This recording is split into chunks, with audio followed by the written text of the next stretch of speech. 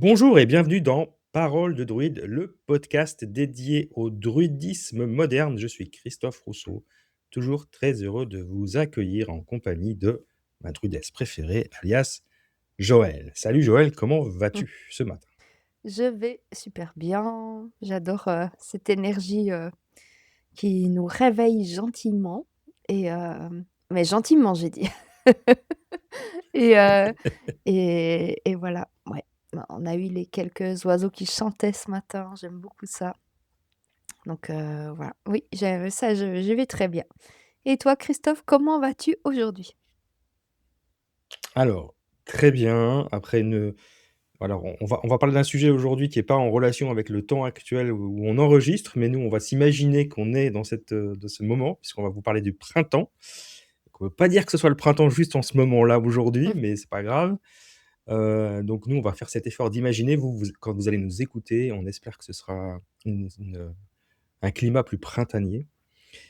Et l'idée aujourd'hui, c'était de parler pas parler de la saison du printemps, mais plutôt de parler comment nos amis druides, quels conseils pourraient nous donner pour bien démarrer cette belle saison qu'est le Mmh printemps. mh.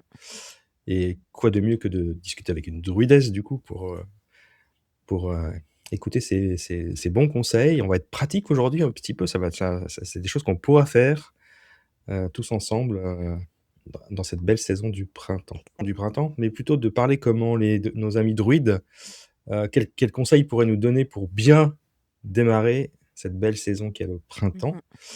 Et quoi de mieux que de discuter avec une druidesse, du coup, pour écouter ces bons conseils. On va être pratique aujourd'hui un petit peu, c'est des choses qu'on pourra faire, tous ensemble, dans cette belle saison du printemps.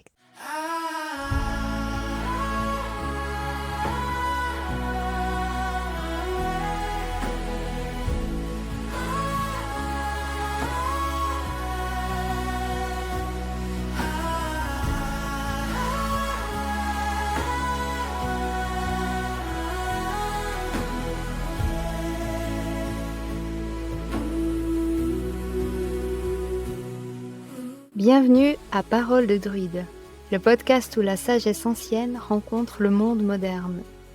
Je suis Joëlle Choton, également connue sous le nom de druidesse Adana, fondatrice de l'école de druidisme Éoriane à Baule en Suisse, près de Neuchâtel. Avec mon apprenti Christophe Rousseau, nous explorons ensemble l'histoire, les légendes et les pratiques du druidisme au XXIe siècle. Rejoignez-nous dans ce voyage spirituel où nous partageons des récits inspirants des rituels ancestraux et accueillons des invités spéciaux tout en promouvant une spiritualité de paix et d'amour. Préparez-vous à découvrir les mystères et la magie du druidisme moderne. Et pour commencer, du coup, qu'est-ce que quel état d'esprit, correspond au printemps pour nos amis druides comment eux, ils se mettent dans ces conditions, printanières? Bah, ils y sont un petit peu par défaut. Oui, je pense pas qu'ils se mettent dedans, mais qu'ils y sont, ils nagent avec, le courant des saisons. Faut voilà, quand on replace à nouveau le contexte, le druidisme s'inscrit dans la tradition celtique. La tradition celtique est très ancienne, elle a plus de 2000 ans et donc à l'époque, on est sur, des éleveurs qui vivent dans des maisons et qui sont, heu, invités à danser avec, les saisons et le climat et donc avec ça, ils vont forcément être, en lien avec, tout ce qui se passe au niveau de la nature et en hiver, c'est une période où ils vont, être plus en introspection, être dans leur intérieur, prendre soin de leur intérieur, de cet espace au fond d'eux et aussi leur intérieur maison. C'est là qu'ils vont, par exemple, refaire, le matériel pour la chasse, pour la pêche. Ils vont revoir leurs techniques d'agriculture et d'élevage.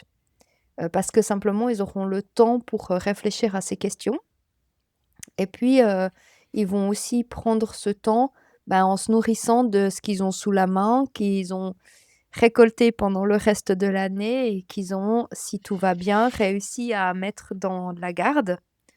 Par exemple, je pense aux céréales qui, nécessitent une garde, scrupuleuse, pour éviter que des rongeurs viennent, mettre, leurs petites dents dedans et puis, des contaminations diverses et variées, ainsi que de la moisissure typiquement dans les céréales donc ça demande, pour pouvoir se nourrir, de faire attention à beaucoup, beaucoup de choses et bah, l'hiver pour nos ancêtres, c'est une période de temps pour soi, de ralenti, mais ça reste un moment difficile et rude au niveau, plus alimentaire.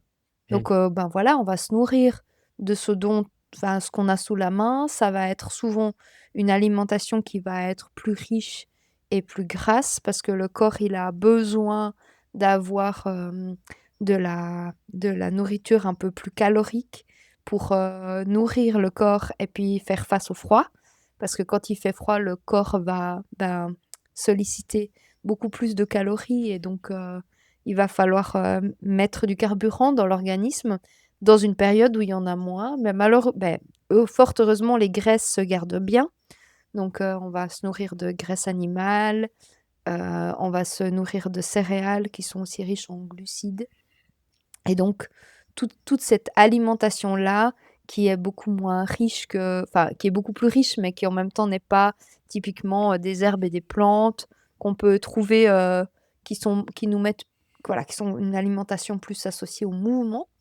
Ben, voilà, on va être sur quelque chose de plus stagnant, de plus, posé en soi, avec une alimentation qui amène aussi cette, stagnation à l'intérieur de nous, où ça va demander de l'énergie aussi pour digérer ça et puis, bah, c'est quelque chose qui va nous mettre évidemment plus au ralenti.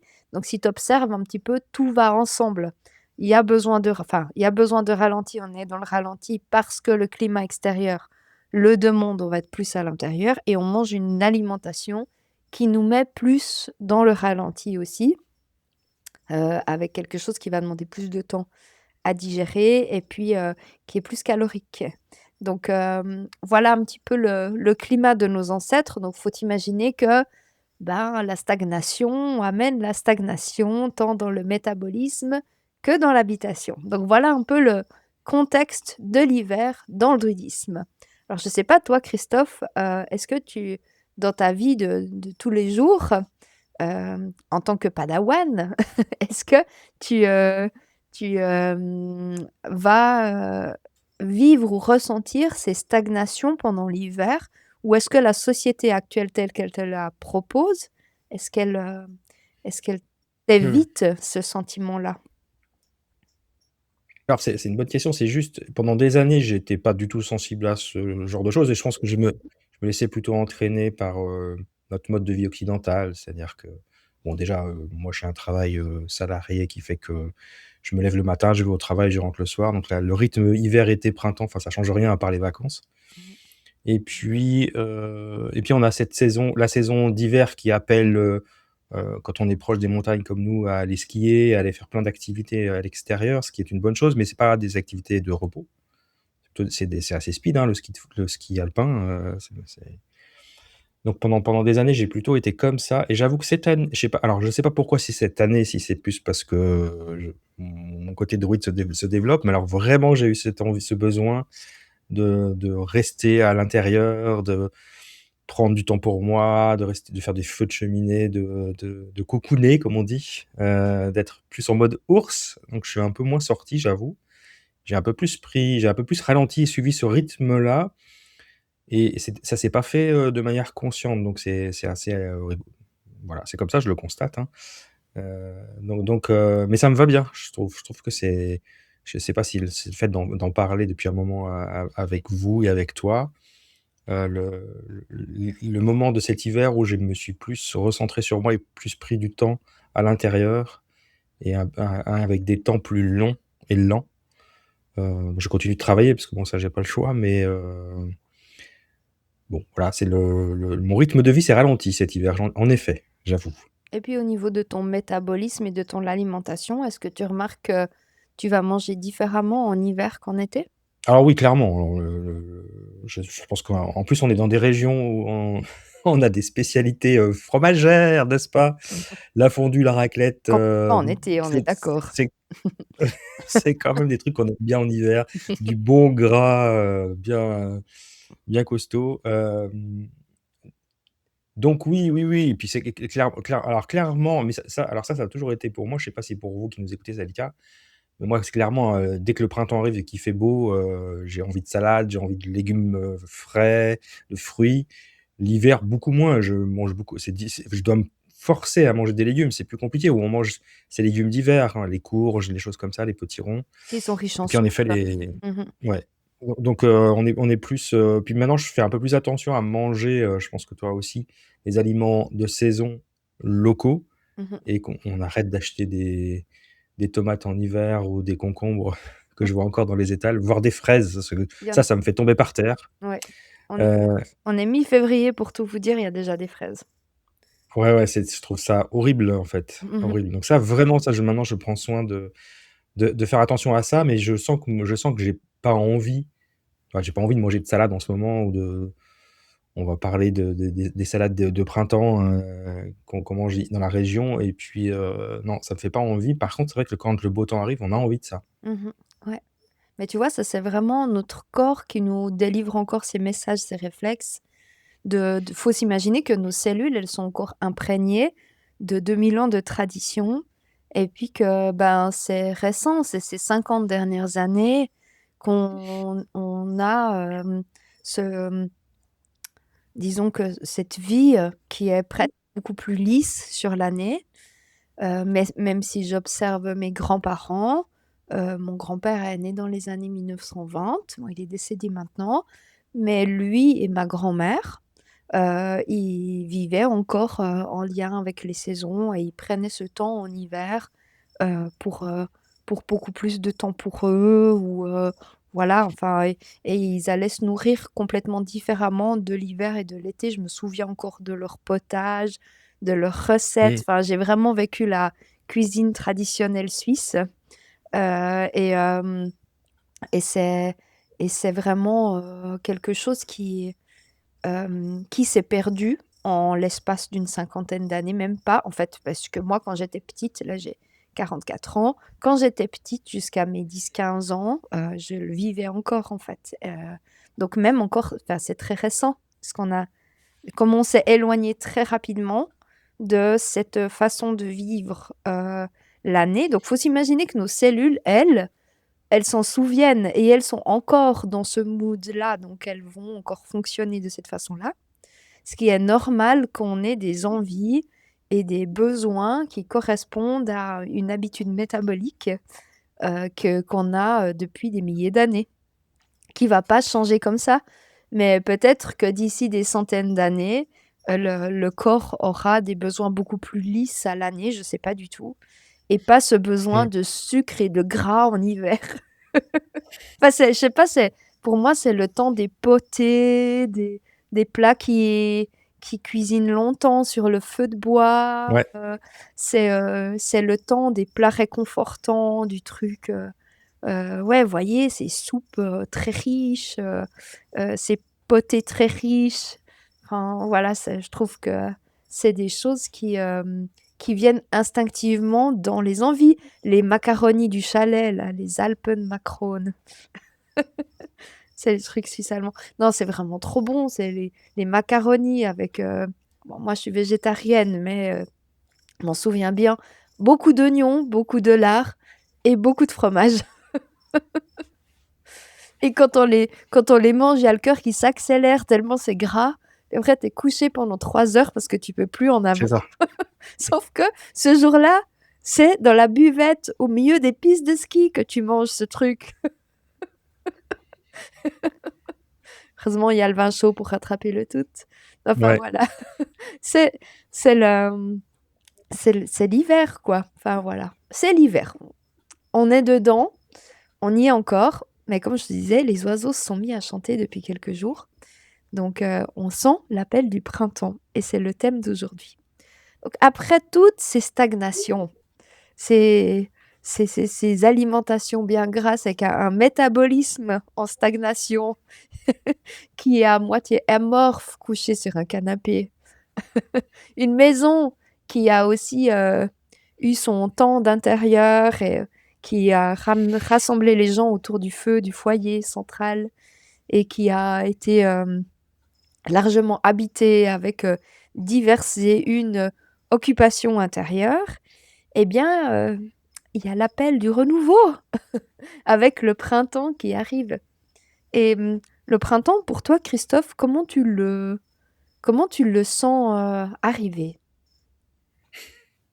Bon, alors arriver ça va. Moi je c'est comme je fais partie de ces gens qui sont allergiques aux graminées, j'ai une période du printemps que j'aime pas moins, Ah ouais. mais c'est pas à l'arrivée parce que les graminées viennent pas tout de suite, ils Mmh. viennent plus tard, ils viennent plutôt vers la mi-mai, Alors moi, je le voilà, sens mais passer parce que je suis, ouais, j'ai le noisetier, en fleurs pas de qui noisetier, alors j'ai m'embête pas de noisetier moi. et Mmh. il y est maintenant. Il est en fleurs Il depuis une gratte, semaine. le Mmh. noisetier. Donc il y a c'est un peu, mélangé parce que j'ai ça depuis toute ma petite enfance, donc j'ai des souvenirs de journées enfermées à la maison alors que je voulais absolument sortir, En hiver? parce que dès que je sortais dehors, c'était horrible. Ah! Mmh. Heu, bah, oui, oui, tu sais, moi je vivais à la campagne, entouré de champs de blé, hein. Il y a pas pire comme graminé que le blé. Mmh. Évidemment, je m'amusais à aller courir dedans, donc je rentrais, j'étais Oh! comme ça. C'est ma mère était toujours affolée. J'ai dit: «Non, mais ça va maman», mais je faisais de l'asthme, j'avais les yeux qui grossissaient, enfin c'était terrible. C'est un petit peu mieux maintenant, mais je reste quand même malade pendant cette période-là. Mais le début du printemps donc qui commence plutôt, vers quoi? Le mois de mars-avril, là j'aime beaucoup ça c'est des souvenirs de tu sais alors chez moi c'était la sortie des primes verts, Mmh mh. des coucous Mmh. et puis, on sortait, on allait marcher en forêt et on voyait ces fleurs qui arrivaient là. Et c'était le signe du chant des oiseaux, des jours qui se rallongent, donc c'était vraiment un début de saison en tout cas que j'aime beaucoup, qui fait qu'on se réveille, enfin on a l'impression de se réveiller d'un long hiver, bah, c'est exactement ça, hein. C'est pas une image pour le coup, c'est la réalité et voilà, outre ces petits, pépins, d'allergie que beaucoup de gens connaissent maintenant, hélas, voilà, c'est une des saisons que je préfère, hem et surtout, je pense parce que les jours se rallongent. Mmh. Ouais. Donc c'est comme ça que tu le sens? Les jours se rallongent, Ouais, il y a les oiseaux, il y a les primes verts. oui. Mmh. Puis dans ton corps, tu dirais, tu sens quoi dans ton corps?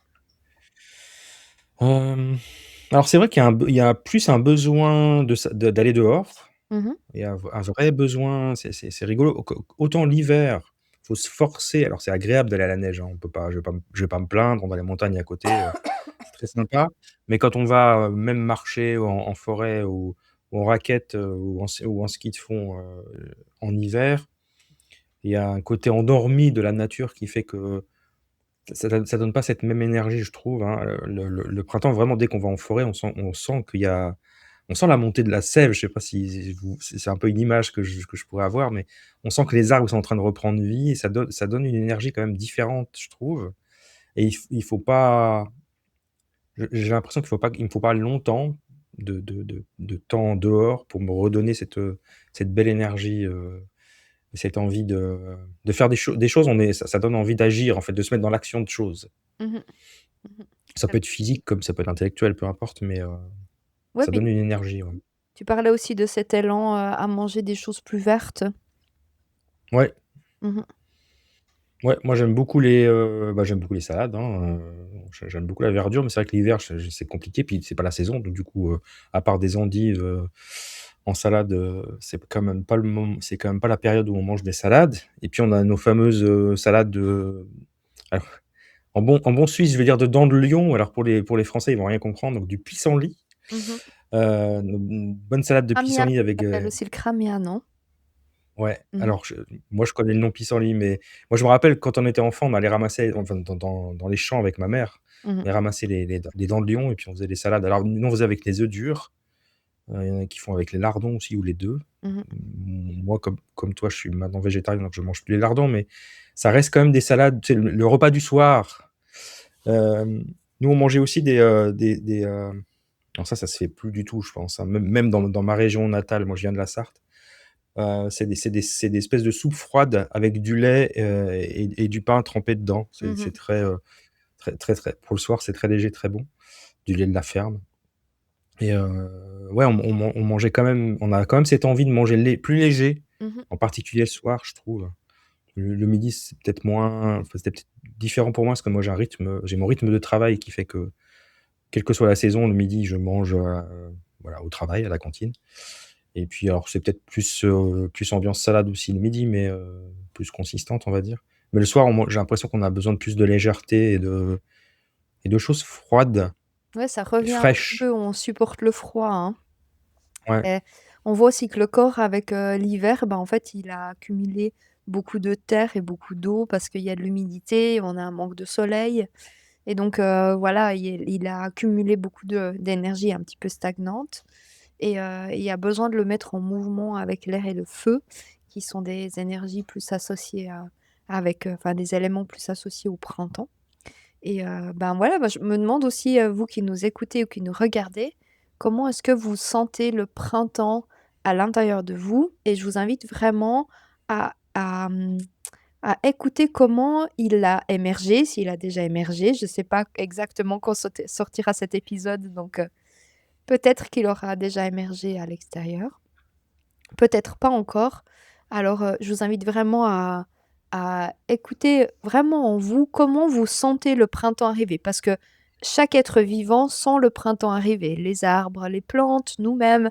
Sauf qu'on a tellement perdu l'habitude d'écouter ça que, ben, c'est fort dommage, mais on est plus enfin, on perd un lien qui est essentiel dans le lien à la nature que les druides cultivent.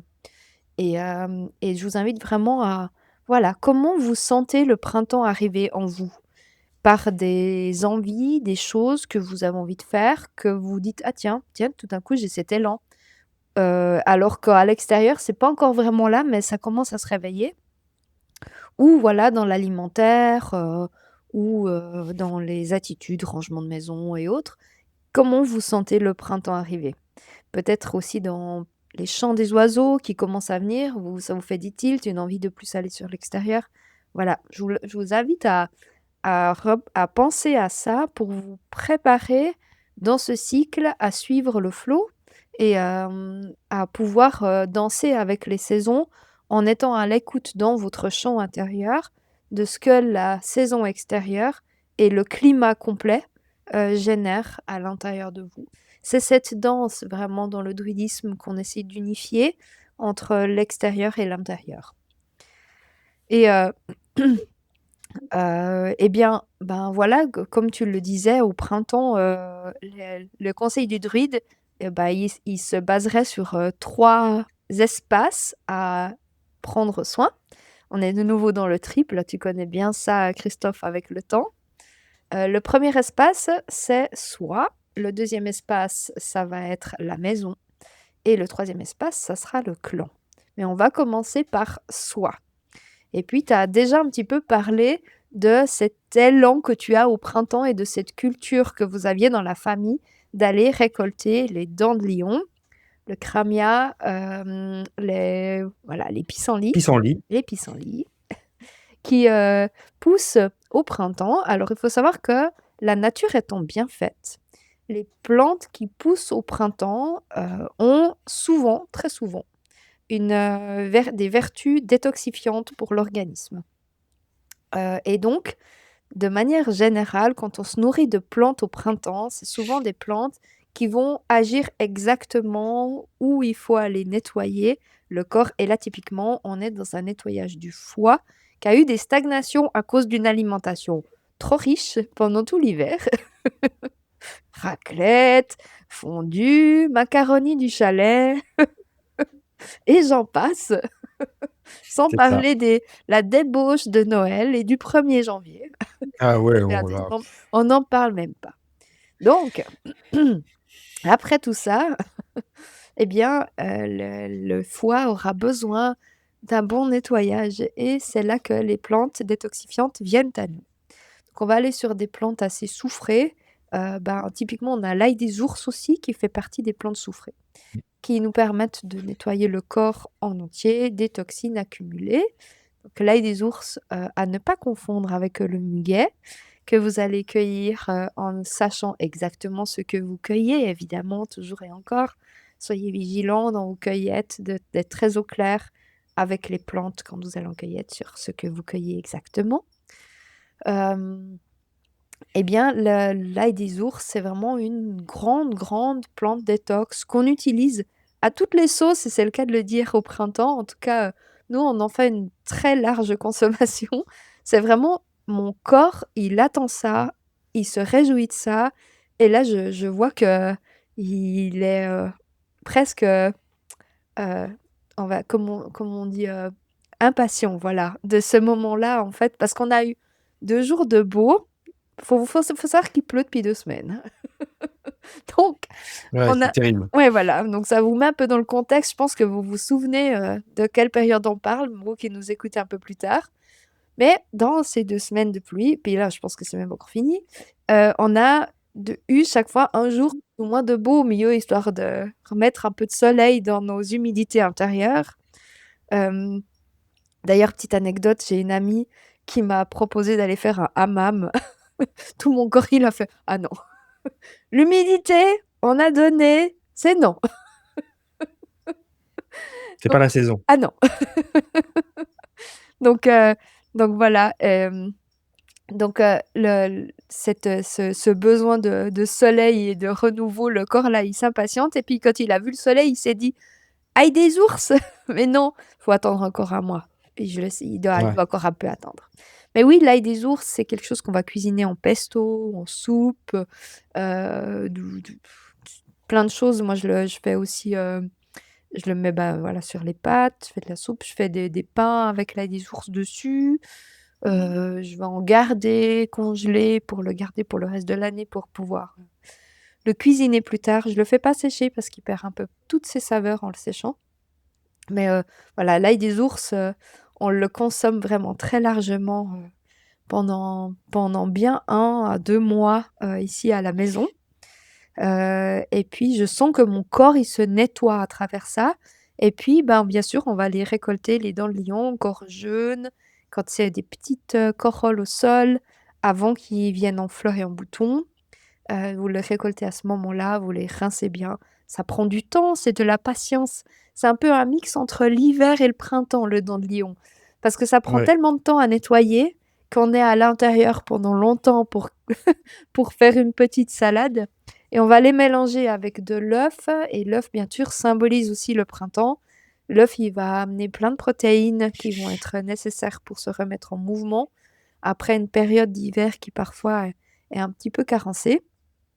Et puis, c'est aussi très riche en soufre, donc ça permet aussi c'est riche l'œuf, hein, mais en même temps, ça purifie aussi l'organisme. Donc voilà, on est sur des aliments, en tout cas, au niveau du corps purificateur et on associe avec ça la sève de bouleau qui est récoltée sur les bouleaux, que l'on peut Mmh. boire, qui va purifier le sang et donc avec tout ça, le corps va vraiment pouvoir libérer le cumul de toxines, de l'hiver pour pouvoir aller vers quelque chose de nouveau. Il faut savoir que, de nouveau, pour pouvoir changer d'état, parce que le printemps est un grand changement d'état, pour pouvoir changer d'état et aller vers du renouveau, il faut se libérer, enfin c'est nécessaire de se libérer de ce qui, était de l'ordre de la stagnation pendant l'hiver où là, on a accumulé des choses tant dans notre organisme que dans notre intérieur et donc le printemps, il va nécessiter de libérer et de nettoyer pour pouvoir être suffisamment mobile ensuite. Parce que l'énergie de la stagnation n'est pas propice à l'énergie de la récolte et de l'activation qui va nous être, demandée pour le printemps ou même pour l'été. On va être beaucoup dehors, dans les champs. Ça va nous demander de la force physique et donc on peut plus être en mode gras pendant pendant le printemps pour pouvoir, voilà, amener ce changement d'état. Donc c'est quelque chose qui est naturel finalement, mais qu'on oublie, d'aller dans cette libération de stagnation pour, entrer dans le printemps sereinement et tous nos ancêtres, en se nourrissant des choses de la nature, suivaient complètement naturellement ce flux du nettoyage du corps. Mais, ben, pas nous. Donc voilà, c'est important de remettre ça, au goût du jour, sinon on a des organismes qui se nettoient jamais et qui peuvent, ben, voilà, par cumul de toxines, hem, aller vers, divers et une déviation, métabolique donc voilà, c'est important d'offrir à l'organisme ces moments de respiration. Ça, c'était pour le corps. Ouais, je vais apporter une petite information. Alors elle est assez connue, mais alors je sais pas si en Suisse c'est la même chose, mais en France, je parle des œufs. Mmh. En France, on a plusieurs catégories d'œufs en fonction du type d'élevage. Et alors, pendant des années, on a considéré que les œufs, c'était pas bon, ça amenait du cholestérol, tout ça. Maintenant, ça c'est fini, on a compris que c'était pas vrai, que c'était très bon pour la santé. À un détail près, ça dépend de la provenance des œufs, en fait, de quel comment les poules ont été élevées. On peut imaginer enfin, vous pouvez tous imaginer alors toi, tu as des poules de la campagne, elles sont Mmh. tellement heureuses chez toi, donc tu as que des œufs, incroyables. Franchement, Mmh. aller chez Joël manger des œufs, c'est un truc de fou. Moi, ma maman, elle a aussi des poules. Quand elle me donne de ses œufs, quand j'ai la chance de pouvoir aller, la voir, c'est un truc incroyable. Ils ont un jaune tellement jaune, orangé que ça te fait des gâteaux fluorescents tellement c'est incroyable. J'exagère à peine et juste un petit conseil, il y a un numéro écrit sur chaque œuf en France, c'est comme ça en tout cas. Ça va de 0 à 3. Pardon. Et donc le 0 c'est des œufs, élevés de poules élevées, selon les critères bio. Et puis après le 1 c'est en plein air, le 2 c'est au sol, puis le 3 c'est dans les cages. Donc s'il vous plaît, je sais qu'il y a des pénuries d'œufs en ce moment, mais n'achetez pas des œufs avec des numéros 2 ou 3, achetez du 0 ou du 1. Au moins, vous faites du bien à votre corps, c'est quand même important, surtout qu'on peut en manger vraiment souvent de ces œufs, le matin ou le soir. Mais essayez vraiment d'acheter des œufs avec ces chiffres 0 ou 1, c'est le petit truc, que je donne en plus pour ceux qui connaissent pas. En tout cas pour la France, je suis pas sûr en Suisse que ce soit la même codification. Je suis pas sûre du tout. En tout cas, c'est quelque chose, j'ai jamais fait attention, mais peut-être que les gens pourront nous dire en commentaire. Ouais, Je sais pas du tout. En tout cas, sur toutes les boîtes, on voit, le type d'élevage. Après, il faut savoir que, bah, évidemment, comme la viande, l'œuf, a une mémoire de la poule qui l'a pondu. C'est en fait une extraction d'elle-même et donc forcément, quand vous mangez un œuf, eh bien, vous allez ressentir, enfin, vous allez prendre en vous les briques de la poule et les briques de la poule exactement. peuvent avoir divers contenus, selon la façon dont elle est traitée.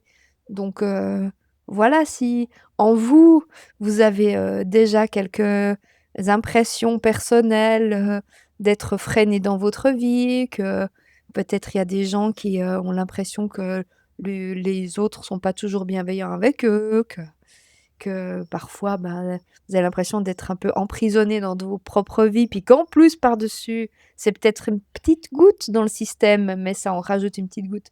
Vous rajoutez, l'énergie d'une poule qui, elle, a vécu enfermée tout du long.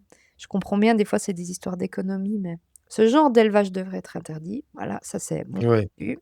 clairement. Mais voilà, voilà, prenez soin, s'il vous plaît. C'est vraiment de nouveau, c'est une vision druidique, c'est une cohérence de prendre soin de l'extérieur et de se nourrir avec, bienveillance et cohérence aussi en faisant attention à ce qu'on se nourrit et on peut tous faire attention. On peut tous faire attention. Ça demande juste de se renseigner un petit peu et puis, de choisir d'autres biais en fait d'alimentation et de chercher un peu plus loin que les grandes surfaces parfois, voilà. Mais bon, nous on vend des œufs derrière la maison pour ceux qui sont dans la région. Il y a une petite lanterne dans laquelle on met les œufs de nos poules, et puis, c'est des œufs colorés parce que j'aime bien les races un peu spéciales et puis c'est des poules qui pondent des œufs verts, brun foncé, bleus, c'est voilà, c'est des œufs spéciaux. Voilà. Mais oui, merci pour cette petite, anecdote sur, enfin, information sur les œufs, c'est important, vraiment très, très important. Bah, du coup, le deuxième espace, c'est l'espace, de la maison. Donc, Maison, ouais. ouais, au printemps, la chose principale qu'on va conseiller, c'est déjà de faire entrer l'air de dehors à l'intérieur. Parce que, bah, cette énergie de stagnation, elle aura souvent rimé avec le fait qu'on garde les fenêtres fermées, on garde le chaud à l'intérieur. Donc ouvrir grand les fenêtres et faire circuler l'énergie à l'intérieur de la maison, c'est, bah, l'air est le meilleur médecin de l'habitat. Donc on va vraiment commencer par aérer. C'est la première chose. Donc au printemps, quand vous avez les petits oiseaux qui chantent et que vous avez cet élan d'aller vous promener à la forêt. D'ailleurs, c'est aussi une des médecines personnelles que je vous conseillerais, c'est d'aller vous promener à la forêt au printemps le matin pour aller entendre le chant des oiseaux. Parce que le chant des oiseaux a des vertus thérapeutiques incroyables, vous vous rendez même pas compte. C'est de la sonothérapie. Et le chant des oiseaux, ça permet de réactiver plein de choses dans notre corps. D'ailleurs, les arbres, ils sont très sensibles. C'est aussi le chant des oiseaux qui les stimule à avoir les feuilles qui poussent. Ça, ils en sont rendus compte dans la, c'est des personnes qui travaillent sur les arbres qui s'étaient rendues compte comme ça de ça. Entre autres, il y a Ernst Dürcher qui parlait de ça, Ouais. du chant des oiseaux bah, nous pareil, en fait, le chant des oiseaux, il nous réveille. Donc vous pouvez aller vous promener le matin quand les oiseaux, ils chantent vraiment, moi, je trouve ça extraordinaire. J'ai vécu, presque dans la forêt pendant 2 ans. Je vivais dans une caravane et c'était mon plaisir, c'était le printemps quand, je me réveillais le matin avec j'ai l'impression d'être je sais pas, une forêt vierge tellement ça chantait de partout, c'était incroyable. Mais pareil pour notre maison, en fait, quand vous sentez que c'est comme ça qu'il y a le chant des oiseaux, mais ouvrez grand les fenêtres. Même si vous êtes en ville, faites entrer l'air. Il faut que l'air il circule dans votre maison pour libérer justement ces stagnations, parce que l'énergie, à force d'être à l'intérieur et d'être moins sur l'extérieur, vous y avez déposé beaucoup de vous y avez déposé des fois aussi un petit peu, bah, des conflits. C'est des fois difficile d'être dedans tout le temps, pendant toute une période. Voilà, ça peut être des moments un peu plus sollicitants pour, le couple ou la famille et donc là, c'est le moment où on va libérer ces stagnations et on va beaucoup, beaucoup aérer, faire circuler l'énergie. Après on aura d'autres choses, mais il n'est pas trop temps d'en parler, n'est-ce pas Christophe? Mmh. Les plantes. Les plantes.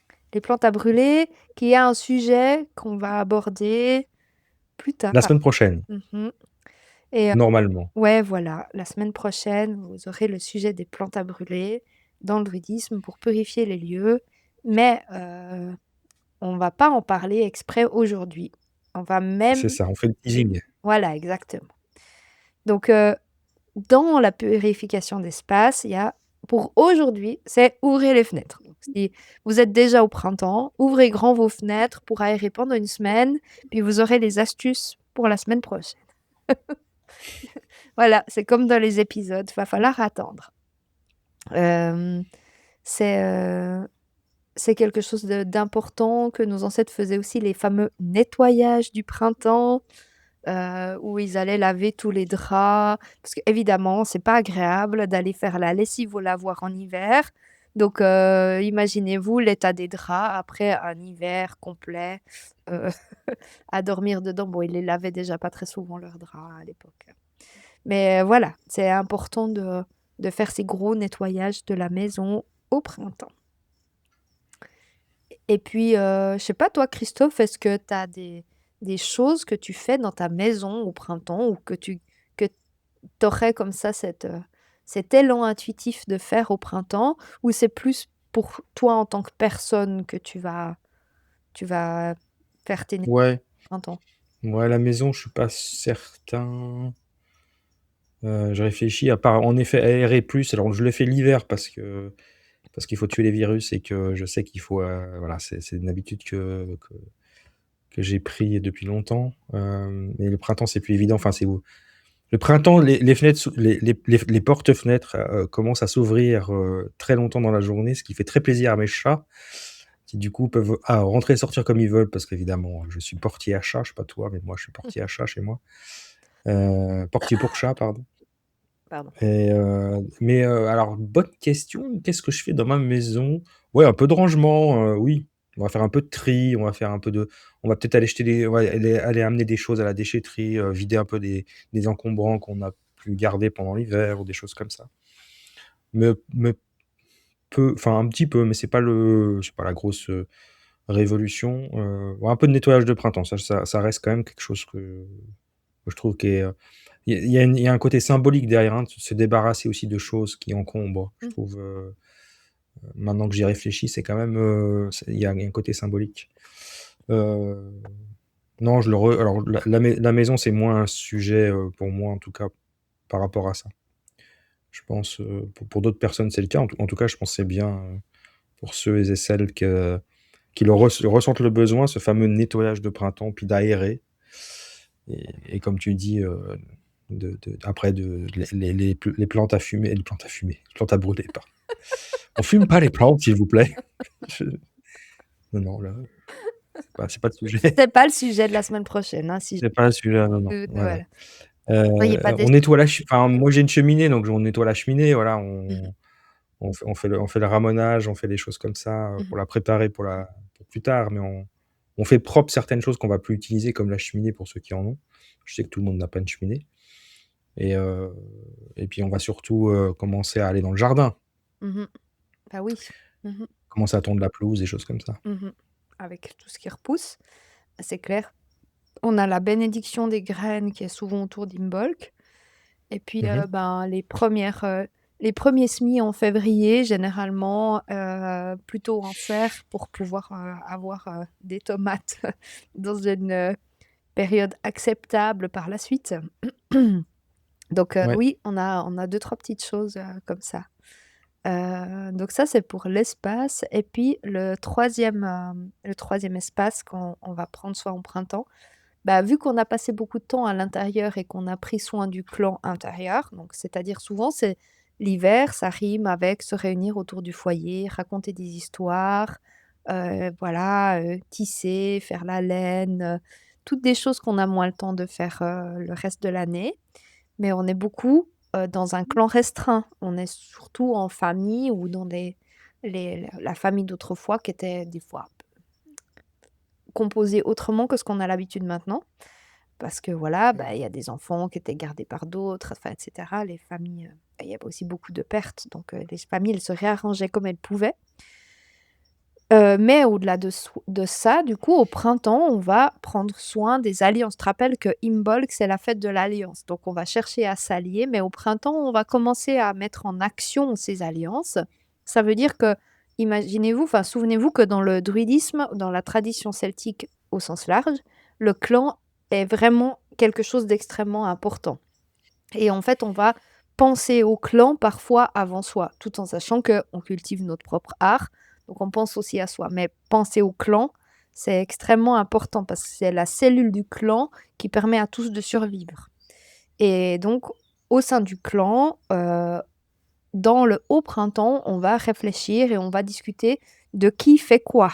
Donc le printemps rime avec organisation du clan et tu te rappelles, on a Imbolc qui honore l'alliance et on a Lugnasad qui est en face, qui est la fête du 1er août, qui elle honore le résultat du clan.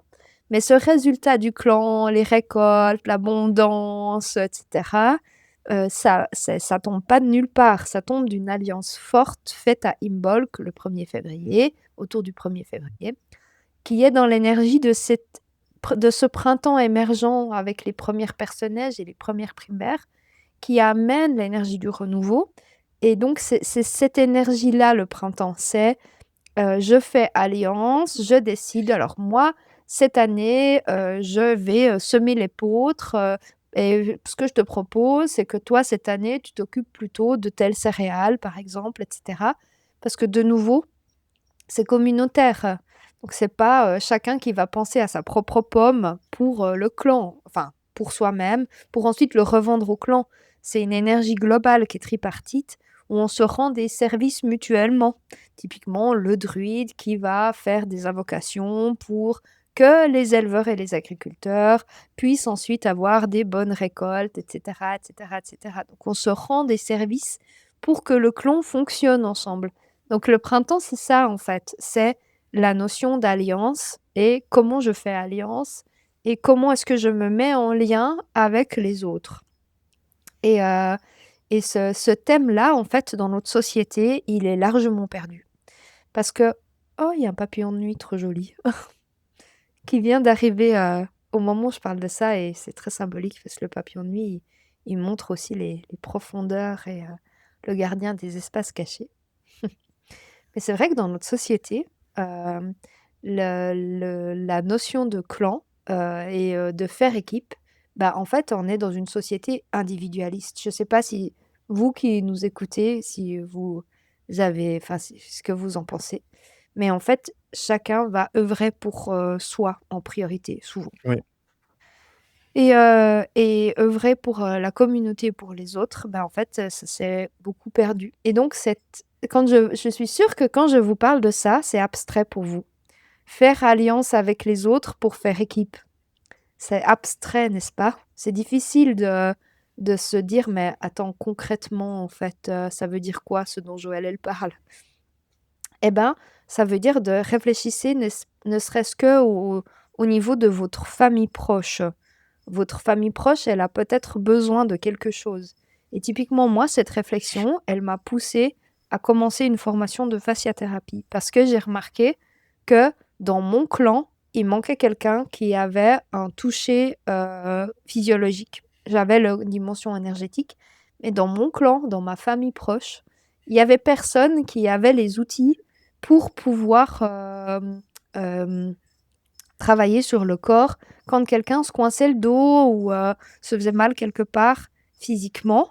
mmh, Eh bien, j'avais pas d'outils et il y a personne dans notre famille qui avait l'outil et des fois, ils devaient attendre 2 semaines avant de pouvoir aller chez le chiro parce qu'il y avait trop d'attente et ils avaient mal au dos pendant 2 semaines, mes parents.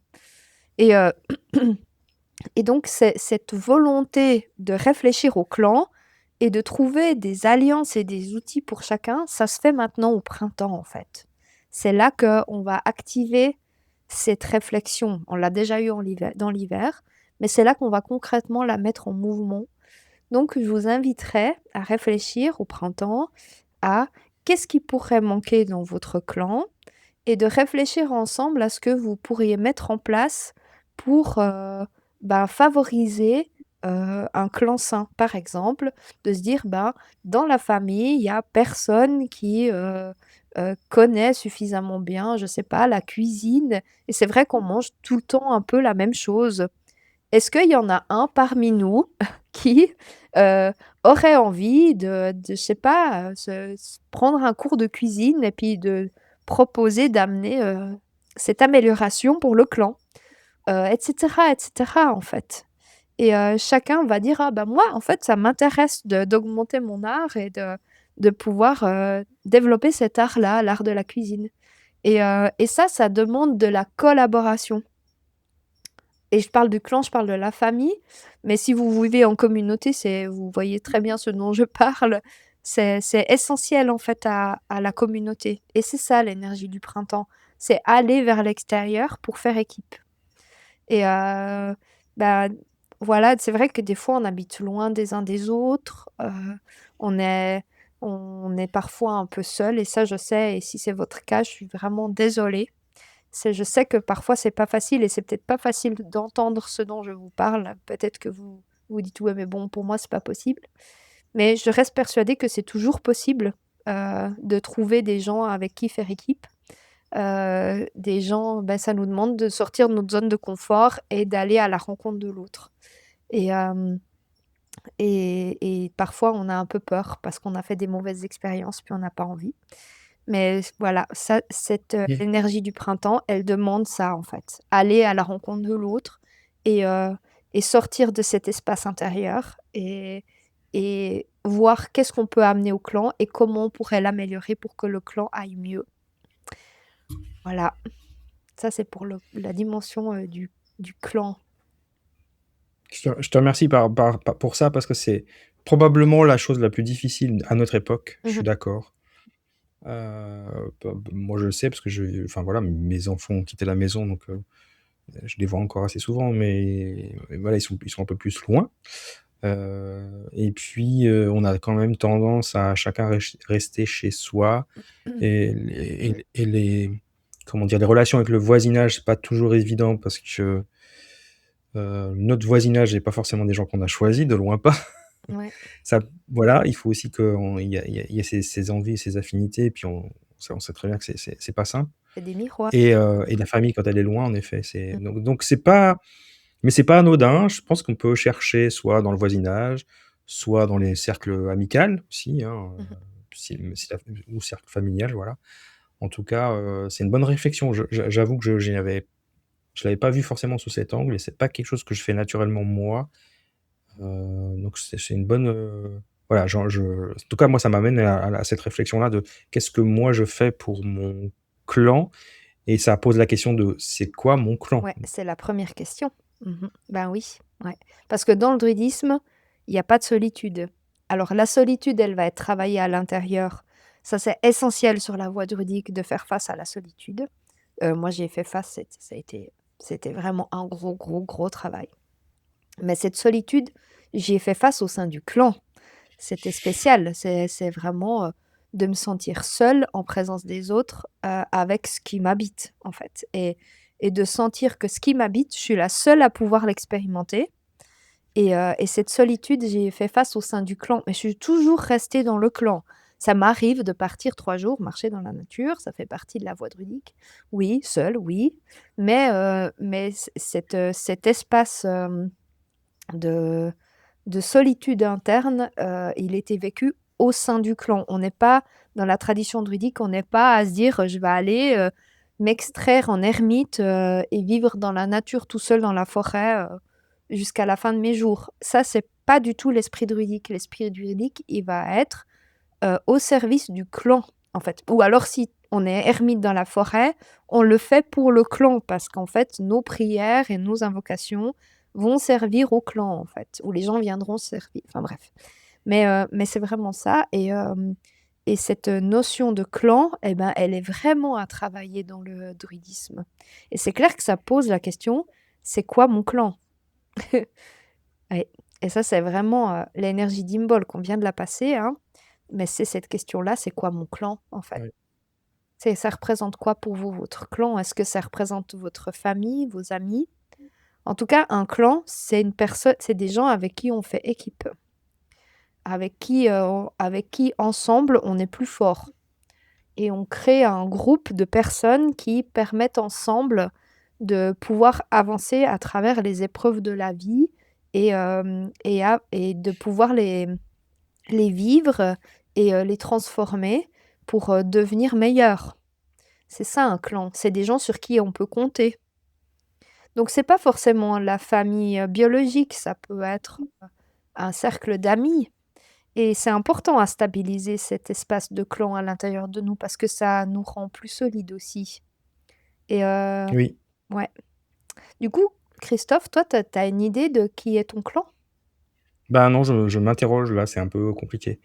Mmh. Mon clan proche, alors évidemment, enfin, pour moi, c'est forcément mes parents, mes enfants, Mmh. voilà, c'est les gens sur je sais, enfin, typiquement, moi, j'ai la chance d'avoir encore mes 2 parents vivants et je sais que quoi qu'il arrive, je peux toujours enfin, ils seront toujours là pour moi. Tu peux compter sur Heu, ouais, je peux compter sur eux, ça, c'est sûr. Heu, Mes enfants, évidemment, je peux compter sur eux et ils peuvent compter sur moi, quoi qu'il arrive, ça, c'est une évidence. mmh. Donc je pense que ça, c'est vraiment le clan, le cœur du clan. Mais après pour le reste, bah, il a un le cercle amical a quand même beaucoup évolué avec mon évolution. Mmh. J'ai des amis anciens, mais avec qui j'ai l'impression que la distance est en train de se créer peut-être, Mmh. parce que peut-être on partage plus tout à fait les mêmes valeurs. Puis des nouveaux qui arrivent dans mon clan. Heu, voilà, donc c'est aussi en évolution, c'est pas figé forcément à vie, hein, Mmh. mais c'est une bonne question. Je me demande si on devrait ça me donne une envie de faire un épisode sur le sujet du clan quand même. Je pense Ouais. que ça il y a de quoi dire pas mal de choses, hein. Tout à Donc ça, en tout cas, moi, c'est une interrogation, c'est qui mmh. compose mon clan et probablement qu'il y a plusieurs, cercles. Mmh. On va les prendre comme ça. Donc c'est une bonne question. Heu et puis après je suis quelqu'un, moi, qui est toujours n'ai pas eu besoin d'avoir beaucoup d'amis autour de moi. Je suis quelqu'un qui a besoin de peu d'amis, mais des amis très proches. Enfin très proches, très sur qui je pas proche dans le sens où on s'appelle tous les jours ou toutes les semaines parce que c'est pas mon truc, mais proche dans le sens je sais que je peux compter. Mmh. Et après il y a des gens qui aiment bien être beaucoup entourés, donc ça pose plein de questions sur aussi sa propre personnalité, hein. Mmh. Mais ce qu'on a perdu dans le temps et puis que je trouve intéressant avec le druidisme, c'est cette notion de clan, de communauté sur qui, voilà, la question de l'entraide et du partage des certaines choses, ça, c'est vraiment intéressant et voilà, il y a des gens que j'ai connus à travers le podcasting, par exemple, qui vivent au Québec, donc qui sont très loin, mais avec qui je suis en contact très souvent. Mmh. Heu, il y a évidemment l'école, les gens de l'école et dont tu fais éminemment partie. Le clan Donc c'est Cœur. très en construction pour moi, en tout cas, en ce Mmh. moment, je trouve. Cette question de clan, elle est en pleine évolution. Mmh. Ouais, c'est sûr, c'est quelque chose, ça questionne beaucoup. Est-ce qu'on peut vivre sans clan? Est-ce que voilà, est-ce que qui est le clan? Que représente le clan? Mais en effet, je pense que c'est un bon sujet de podcast, d'épisode. En tout cas, ben, je vous laisse déjà réfléchir à ça et en quoi vos outils peuvent, servir le clan et avec quelles personnes vous pourriez faire alliance pour faire équipe, pour vous faciliter votre printemps, votre mise en mouvement. Voilà, c'est la question du monde, extérieur et du clan dans les espaces à visiter, dans les conseils du druide pour le printemps, soit sa maison et le clan. Très bien, très bien. En tout cas, ça donne, quelques pistes intéressantes de la façon dont on peut aborder le printemps, selon les druides. Mmh. Puis j'imagine qu'on va évidemment conclure avec une magnifique, triade qui Oui. va résumer tout ça en quelques mots. Oui, exactement. Une triade que j'ai écrite, celle-ci: les 3 trésors du printemps, le réveil de soi, la purification du toit, dans les liens activer la joie. Mmh, Je l'ai fait. magnifique. Les 3 trésors du printemps, le réveil de soi, la purification du toit et dans les liens activer la joie. Et on parle de ça et il y a le soleil qui arrive. Oh là, Youhou! le printemps! Ça fait longtemps qu'on l'a pas vu, hein. Eh ben, merci beaucoup pour ces derniers mots et c'était encore un épisode, alors là, on était plus léger quelque part, mais en même temps, plus pratique et plus dans l'air du temps, du coup. Mmh mh. On fait pas de la philosophie à chaque fois, mais je trouve intéressant comme sujet de comment aborder le printemps et ça donne quelques pistes. En tout cas, moi, ça me donne à réfléchir sur certaines Mmh. choses. J'espère que tout le monde, toutes les personnes qui nous regardent ou qui nous écoutent vont aussi avoir ce questionnement et on vous invite à questionner dans la zone commentaire si vous êtes sur la vidéo ou sur, Spotify, on peut aussi, commenter maintenant, hein, donc avec grand plaisir, on vous lira et on vous répondra. Mmh. Merci beaucoup à tous en tout cas et merci Christophe, pour, voilà cette, création de podcast encore une fois. Nous on fait une belle alliance, moi je trouve. Exactement. Je sais pas ce que vous en pensez? C'est toujours un plaisir. Nous on fait une belle alliance. Alors on vous souhaite une belle semaine et on se retrouve la semaine prochaine pour parler Ah alors ça, des plantes et de purification de lieux, les plantes voilà, celtiques. Les plantes des je pense que druides c'est pour très attendu. purifier les lieux. Je pense que vous c'est attendu comme sujet. Mmh. Alors belle semaine, Belle merci encore. semaine, à bientôt. L'hiver relâche ses ombres, la terre respire enfin. Sous nos pas, le monde reprend son chemin. La lumière traverse les branches et le cœur. Un souffle nous renverse, appelle la couleur. Que le printemps entre dans nos maisons, dans nos mains. Que la sève remonte et nous guide plus loin. Ouvre les fenêtres, laisse danser le vent. La vie s'apprête à changer l'instant.